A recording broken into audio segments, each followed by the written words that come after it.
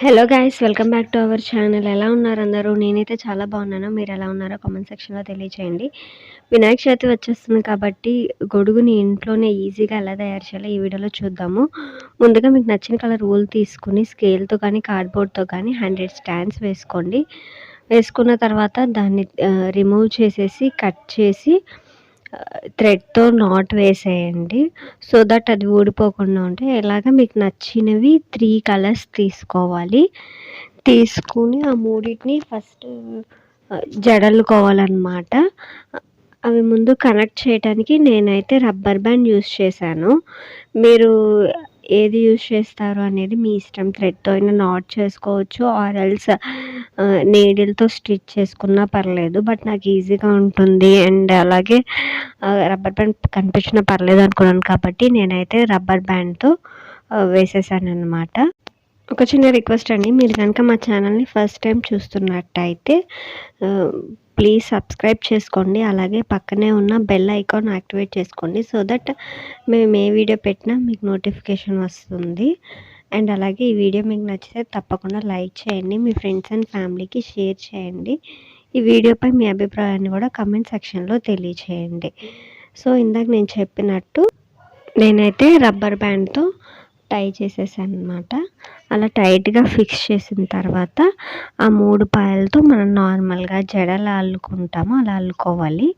మనకి టైట్గా కావాలంటే టైట్గా, లేదంటే లూజ్గా కావాలంటే లూజ్గా అల్లుకోవాలి. నేనైతే లాంగ్ స్కేల్ లెంత్లో తీసుకుంటే నాకు ఒక మీడియం సైజ్ అంబ్రెల్లా అనేది వచ్చింది. మా వినాయకుడికి అయితే పర్ఫెక్ట్గా సరిపోయిందనమాట. సో మనకి ఎంత సైజు గొడుగు కావాలి అనే దాన్ని బట్టి అంత పొడవుగా ఊలు తీసుకోవాలి. సో ఆ సైజ్ అనేది మీ ప్రిఫరెన్స్ని బట్టి ఊలు తీసుకోండి. కలర్స్ కూడా ఇంకా అట్రాక్టివ్గా ఉండేవి ఎలా కావాలంటే అలా తీసుకోవచ్చు. స్టోన్స్ ప్లస్ రకరకాల బీడ్స్తో డెకరేట్ చేసుకోవచ్చు. బట్ నేనైతే చాలా సింపుల్గా థ్రెడ్స్తో వాటితోనే డెకరేట్ చేశాను. సో నా జడ అయితే ఇలా రెడీ అయిపోయింది. ఇలా జడ రెడీ అయిపోయిన తర్వాత ఫస్ట్ ట్యాజిల్స్ చేసుకుని రెడీగా పెట్టుకోవాలి. ఏదైనా ఒక చిన్న కార్డ్బోర్డ్కి 50 స్టాండ్స్తో మనకి నచ్చిన సిల్క్ థ్రెడ్తో ట్యాజిల్స్ చేసుకుని అలా చుట్టేసిన తర్వాత కట్ చేసి దాన్ని నాట్ చేసుకుని కింద కూడా కట్ చేసేసి ట్యాజిల్స్ ప్రిపేర్ చేసుకోవాలి. ఇలా నేనైతే టోటల్ ఒక 10 to 12 ట్యాజిల్స్ ప్రిపేర్ చేశాను. సో నేనైతే కొంచెం దూరంగా స్టిచ్ చేద్దాం అనుకున్నాను కాబట్టి అలా చేశాను. మీరు ఇంకా దగ్గరగా కావాలంటే ఎక్కువ ట్యాజిల్స్ పెట్టుకోవచ్చు. ఆరెల్స్ పూసలు కానీ రకరకాల స్టోన్స్ కానీ డెకరేటివ్ ఐటమ్స్ ఎలా అయినా డెకరేట్ చేసుకోవచ్చు. ఏదైనా ఇంకా మీ క్రియేటివిటీని బట్టి చేసుకోవచ్చు. సో ఇది కింద ఈక్వల్గా రావడానికి ఒకసారి కట్ చేస్తున్నాను అనమాట.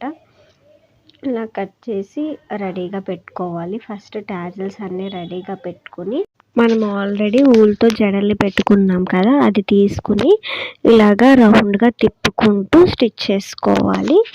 నేనైతే గోల్డెన్ థ్రెడ్ తీసుకున్నాను.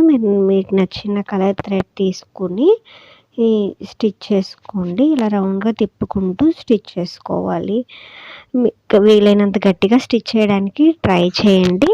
మనం ఎంత గట్టిగా స్టిచ్ చేయగలిగితే గొడుగు అనేది అంత స్టిఫ్గా ఊడిపోకుండా ఉంటుంది.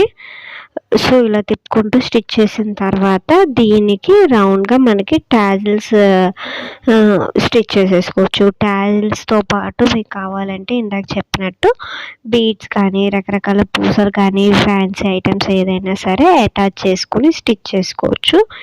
ట్యాజిల్స్ కూడా చాలా ఈజీగా స్టిచ్ చేసుకోవచ్చు అనమాట. సో బయట కొనకుండా మనకి ఇంట్లోనే ఈజీగా ఒక 1/2 hour కష్టపడితే ఈ అంబ్రెల్లాని ప్రిపేర్ చేసుకోవచ్చు. ఇలా ట్యాజిల్స్ అన్నీ అటాచ్ చేసి స్టిచ్ చేసేసిన తర్వాత ఏదైనా మీకు నచ్చిన థ్రెడ్ కానీ ఆరెల్స్ ఊల్ కానీ అడుగు నుంచి ఒక నాట్ వేసుకొని ఇలా వీడియోలో చూపిస్తున్న విధంగా పైకి తీసి మొత్తం 4కి కలిపి ఒకసారి ముడి వేయాలి. అలా వేస్తే పాలవెల్లి కట్టడానికి ఈజీగా ఉంటుంది. Thanks for watching. See you in the next video. Bye bye.